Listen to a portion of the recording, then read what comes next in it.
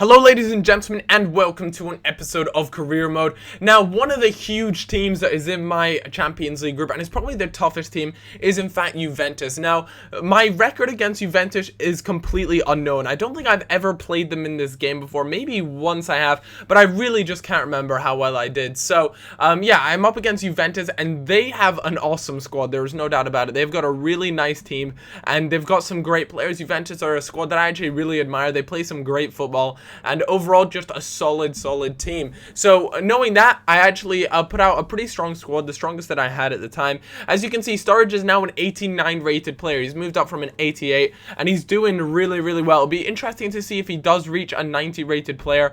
It's taken him a while to go from 88 to 89, but it would just be fantastic if he reached that 90 status, because then once you hit that sort of 90 rated status, you sort of obtain that legendary, godlike career mode status, in my opinion. Anyways, Juventus were playing really good, got some early shots on target, and overall, they were playing good. They weren't playing amazing by any means, but they were certainly playing well. And as you can see, one of the biggest things I struggled with was the fact that their strikers were making some really good runs and cutting up my defense really easily. Also, their midfield is solid at passing the ball around. They were playing some good football in midfield. So, all around, just a very strong team. A fantastic piece of play there. It was a little bit trampy, but hey, we all love tramp goals in career mode. And so they went 1-0 up going into halftime. At this point, I was a little bit like, damn, Juventus are solid. They've got a really good defense as well. Bonucci there, one of the center backs for them. They have got a really good team. So second half sort of left me a little bit puzzled. What was I going to be able to do to kind of come back from it? And it was the man Jovetic that was actually doing a lot of damage to Juventus. He really started to play well.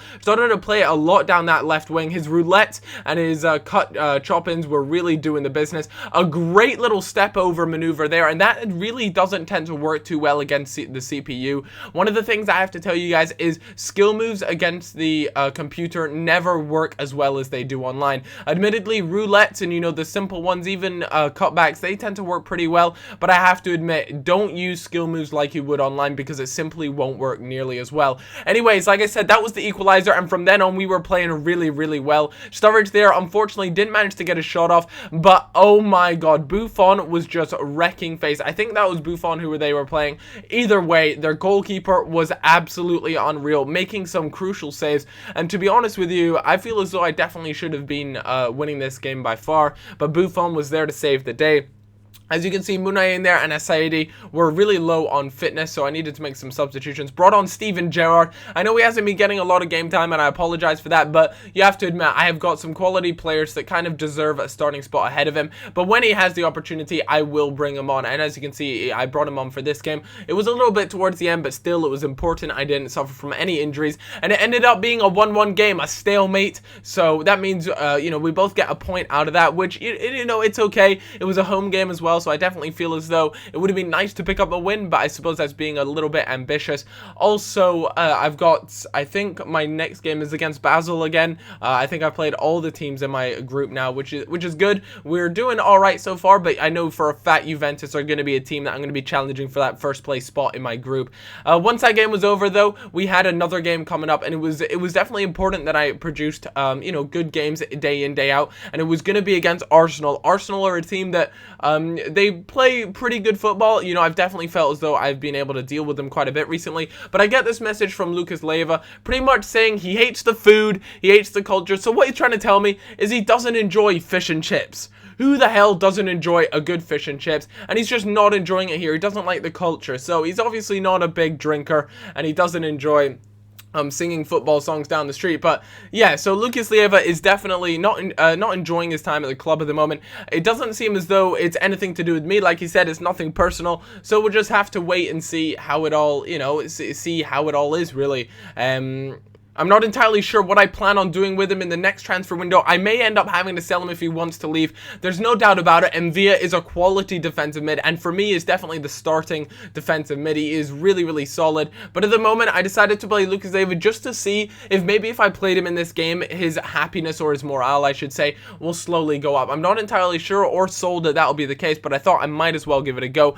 But anyways, it was a game against Arsenal. Arsenal still have Szczesny in goal. Szczesny, I believe when the game first came out, his potential was unreal. He would grow really well as a player, but FIFA have made some updates, and I don't think he is, you know, got that sort of potential like he did at the beginning of FIFA. Anyway, Sterling gets a really solid early chance there, and it hits the inside of the post. That was so unlucky. A little bit disappointed for him, but you know, not everything will go your way in this game, but we'll definitely, hopefully, have some chances coming up. But Ter Stegen there makes a really good save. Well, I don't know if it's a save, I should say he makes the save, but it was pretty lucky that it didn't fall into the attacker's feet, because it would definitely kind of like nip the underside of his arm, and it was lucky it wasn't an own goal or anything like that. Sturridge there with 8 assists. He has got the league best for assists, which is a little bit bizarre, but you guys have seen most of the times when I play a certain career and I play a striker role, that you'll find that both of them have, one of them has top score and one of them has most assists. Sterling with a beautiful finish. I think that was on his left foot as well. Just curl, well, no, I don't want to say curl, he kind of smashed it into the top corner of the goal. I was impressed by that, and it was nice to see that he got a goal considering how unlucky he was right at the beginning of the game.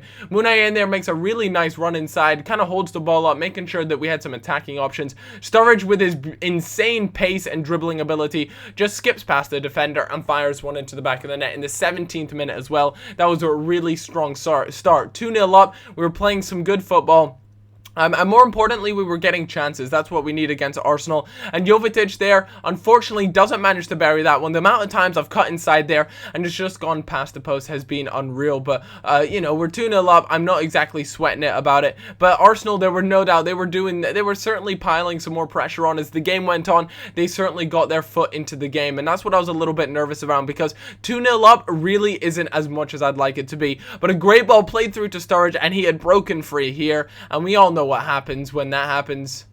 Well, we thought we did anyways. Unfortunately, Szczesny actually makes a wonderful save, and you guys have seen so many goals like that where Sturridge has just buried that, you know. There's no doubt about it. I'd say like 99% of the time he will put that away, but Szczesny just made an unreal save there, which forced us to not go 3-0 up, but still 2-0 up. We were creating chances, and Arsenal, as the game went on, you know, they did start to play a little bit better, but unfortunately it just wasn't enough. A good cross through from Sturridge, and unfortunately Jovetic wasn't able to put it into the back of the net. We have had so many chances this game. I swear it should have been, you know, 5-0, things like that. But I suppose, you know, we can't always have it our way. Anyways, this is just straight up unlucky. I don't know what to say. When that happened, I was like, are you kidding me, EA? Like, really? It just all bounced around, and I suppose it was a little bit of my fault, but it was just really unlucky. Fair play to Giroud for actually finishing it, though. But that'll do it for this episode, guys. I would like to say this is not played on Legendary. I am going to be trying out some Legendary, and that should be on the next episode that you guys see some Legendary gameplay.